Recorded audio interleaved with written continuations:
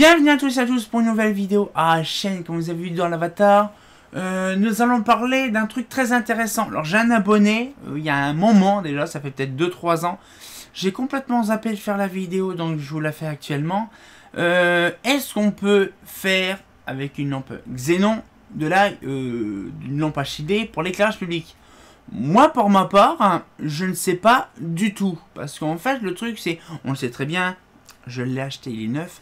Un petit tube à éclat de stroboscope. Hein, donc là, ça, c'est une petite je crois, de 4 watts. C'est pas grand-chose. Non, de 75 watts.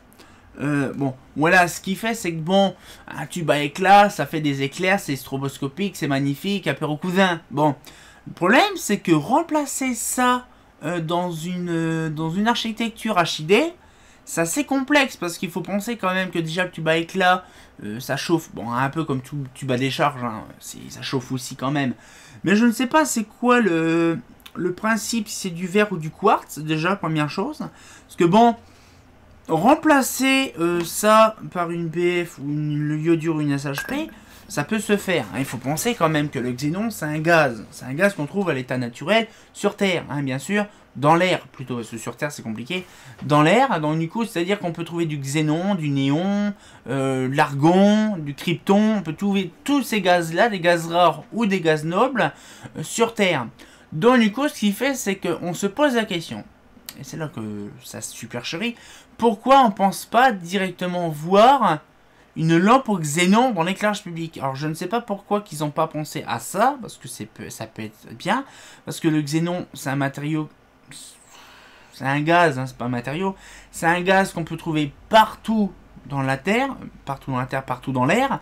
Je ne vois pas trop l'intérêt de se dire, voilà, donc c'est une fabrication, on peut en trouver facile du xénon, alors que la LED, c'est pas foufou, hein. Vous savez qu'il y a de l'aluminium, il y a tout ça, machin.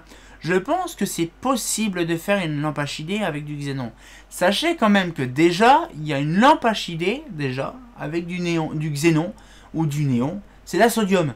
Alors vous savez que la sodium 110 watts de chez Osram, l'allumage de ce lampe-là, justement, c'est du néon, avec un petit peu d'argon, ou un peu de mercure.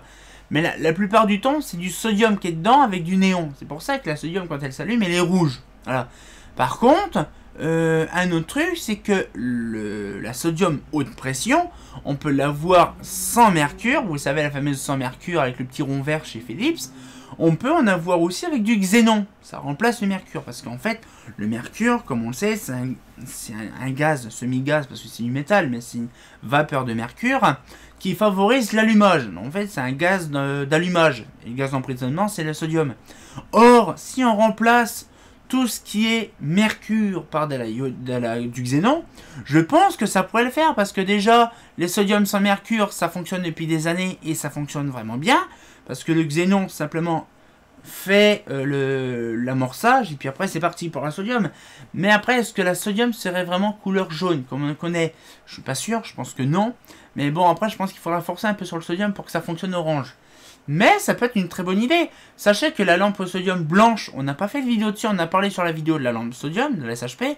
On avait parlé de la sodium blanche, que c'est très haute pression, mais avec une grosse quantité de xénon. Donc ça fait une espèce de sodium couleur 3000K. Hein. Et donc, du coup, ce qu'il fait, c'est que la petite lampe éclat, donc au xénon, je pense que ça pourrait être une bonne idée. Bon, il faut penser que c'est une espèce d'enveloppe, comme je vous disais tout à l'heure, en verre ou en quartz. Si on prend une BF, hein, on va dire on a le tube à décharge dedans, tout ça, machin. Mais si on place tout le mercure, on met du xénon à l'intérieur du tube à décharge. Ça fonctionnera, ça c'est sûr, mais c'est un blanc pâle. Hein, pour info, c'est un blanc neutre. Je sais même pas si je pourrais dire un blanc neutre. C'est entre le blanc neutre et le blanc froid. C'est, on va dire, 4000K, c'est, on va dire, blanc neutre. 6005, c'est plutôt le blanc froid. On va dire 5000K. Hein, voilà, on va pas trop, voilà. 5000K, à peu près le xénon. Oui, c'est ça le xénon. Je pense qu'il y a une possibilité vraiment dessus à faire une chose. Bon, vous allez me dire, ouais, je comprends pas. Pourquoi ils n'ont pas pensé avant? Je ne sais pas pourquoi ils n'ont pas pensé avant de faire des lampes au xénon. Parce qu'en fait, on en trouve souvent dans les laboratoires ou des comme ça. Mais par contre, des éclats, des tubes à éclats comme ça, est-ce que ça peut fonctionner en continu? Parce qu'en fait, c'est vrai, on connaît le clac, clac, clac, clac, clac, clac. On connaît les flashs du stroboscope, mais est-ce que ça fonctionne réellement en continu? C'est ça le problème. Je ne sais pas, moi, la durée de vie, parce qu'on sait qu'un tube à éclat de stroboscope a une durée de vie minimale. Mais par contre, si on peut upgrader le truc, upgrader le tube à décharge de Xenon, est-ce qu'il peut durer longtemps dans le temps, mais en laissant allumer, comme une lampe HID? Parce qu'il faut penser que, bon, toute lampe HID, c'est une fréquence de 50 Hz. C'est-à-dire qu'il y a un arc toutes les 50 fois un arc toutes les secondes. C'est ça, c'est le machin. C'est pour ça qu'à chaque fois quand on regarde une BF, il y a toujours un espèce d'effet stroboscopique. C'est la même chose. Bon, après, le problème, c'est que moi, j'ai des stroboscopes. Bon, là, c'est 1500 watts, hein, c'est violent. Mais quand on voit un stroboscope 1500 watts, c'est violent. Hein, je peux vous le dire. J'en ai un en TMX, j'en ai un autre sans DMX. Mais quand on l'allume un petit peu, déjà, on entend le disjoncteur vraiment vaciller un petit peu, vraiment du style il me force un peu là, j'ai envie de le claquer. Mais sinon, ça envoie une bonne lumière, parce que c'est une lumière bien blanche. Et donc, du coup, on peut se dire, on peut se faire plaisir et de mettre ça en lampe à décharge. Mais je pense que c'est pas rentable pour tout ce qui est, on va dire, fabricant. C'est pour ça qu'actuellement ils optimisent plus la LED. Bon, dans quelques années, on sera en pénurie de LED parce que bon, on aura épuisé toutes les matières premières qui sont sur Terre. Hein, alors que là, du xénon, on peut en avoir tout le temps. Comme de l'argon, du krypton, du néon, on peut en avoir tout le temps. C'est même pour ça qu'en même temps, ils ont viré le néon. Vous êtes d'accord que le néon, c'est pas foufou. Il n'y a que du néon, il n'y a pas de mercure. Pourquoi qu'ils ont viré les tubes fluo d'enseigne, mais pas les néons, ils sont toujours dispo. Mais je suis pas sûr, je pense que les néons également sont dégagés. Bon, bien sûr, néon, c'est pas tube fluo, hein, des néons vraiment d'enseigne, ceux qui sont allumés rouges. Je ne sais pas si ça existe encore, parce que le base, tout ce qui est enseigne au néon, tout ça, ça a dégagé depuis fort longtemps, hein, à cause de la LED. Mais là, d'un autre côté, je pense qu'on fera aussi une vidéo sur le néon. Hein, parce que là, je suis en train de parler, mais d'un côté, ça peut être bien de faire certaines vidéos sur les gaz. Parce que c'est vrai qu'on connaît le néon, le krypton, l'argon. Je pense que je ferai plus une vidéo sur le sujet des gaz rares ou nobles qu'on peut utiliser. Et surtout les rayonnements de lumière qu'ils produisent. Hein, parce qu'on sait que l'oxygène, l'eau peut produire de la lumière. Hein, on sait que par exemple l'H2O où l'oxygène produit une lumière bleu verdâtre un peu plus foncée, moins lumineuse que la mercure. Hein, on a le xénon, on a le rubidium, le zinc, le thallium, le cuivre aussi, on a le barium, on a le rubidium, ça je vous l'ai dit. En fait, tous les terres qu'on connaît, tous les terres rares où les gaz produisent de la lumière, il faut pas croire. Les lampes de fer, ça c'est compliqué, je connais pas. Mais bref, le connu c'est mercure, sodium et iodure. Hein. Les iodures, je vous ai fait une vidéo là-dessus sur les iodures. Ça parle beaucoup de matériaux bien spécifiques, hein, thallium, nadium, sodium, machin, tout ça. Bon bref, il y a plusieurs terres qui fait dans la iodure, parce que c'est une technologie triodure. Je fais pas de détails là-dessus. Après, bon, c'est là, on l'a... Hein, on part comme d'habitude. Hein. Mais le truc, c'est qu'on va revenir sur la source, c'est là, les xénons. Le xénon, ça peut être un bon procédé d'allumage, mais il faut trouver le mec qui a les roubignoles de faire une lampe HID avec du xénon, parce que ça peut se faire. Bon, moi, si je vais à Turnout, je leur poserai la question, si c'est possible, de faire une lampe expérimentale, genre une SHP ou une iodure à base de xénon. Parce que si je montre ça à Philips et que j'en parle à Philips du procédé, on va dire à Turnout, hein, parce que je ne sais même pas si c'est encore Turnout Philips, si je vois ça avec eux, est-ce que c'est possible d'engendrer un nouvel ère de lampe? Parce que ça peut être, c'est vrai, on en parle comme ça vite fait, mais sur le coup, bon après je fais généralement des métaphores ou des exemples, mais ça peut être aussi une fiction. On peut se dire, bah oui putain mais c'est vrai c'est une dinguerie, oh, t'imagines, on trace une nouvelle ère d'éclairage avec de la xénon, du xénon. Et c'est vrai que sur le coup, on peut se dire, bah oui, pourquoi pas, mais il faut voir la dureté de la lampe. C'est ça le problème. Parce que un tube à éclat, au bout d'une, je sais pas, tant de 1000 heures, ça claque. Sauf que bon, il faut l'utiliser intensivement. Surtout dans l'éclairage public, c'est 16 000 heures, il faut maximum. Minimum. Parce que par exemple, une BF, c'est 16 000 heures. Après, on a par exemple des sodium, 16 000 heures, mais maintenant, ça durait des 4. c'est des 4 ou 6 ans maintenant d'exploitation sur la même lampe. Bon, je suis pas sûr ça par contre pour les 4 ou 6 ans, parce que la plupart du temps, les SHP au bout de 2-3 ans, elles claquent, hein, ils sont, ou elles cyclent. Mais ce que je veux dire, c'est que le xénon, ça peut être un très bon procédé en éclairage public. Donc je ne sais pas s'il y a des personnes qui regardent mes vidéos, qui sont fabricants ou des trucs comme ça, essayez de penser justement une lampe à décharge, une iodure, l'équivalent d'une iodure sodium ou BF, hein, ça peut être une BF comme ça justement en xénon, et de se dire, maman, les couilles en or, parce que là actuellement, tout passe en LED. Bon, après il faut le driver, bon je pense que c'est plus un driver qu'une ballast ferro, hein. Mais je pense qu'il y a moyen de faire quelque chose, de trouver du potentiel sur le xénon. Parce que c'est vrai que depuis le temps, on n'entend pas parler des sujets comme ça.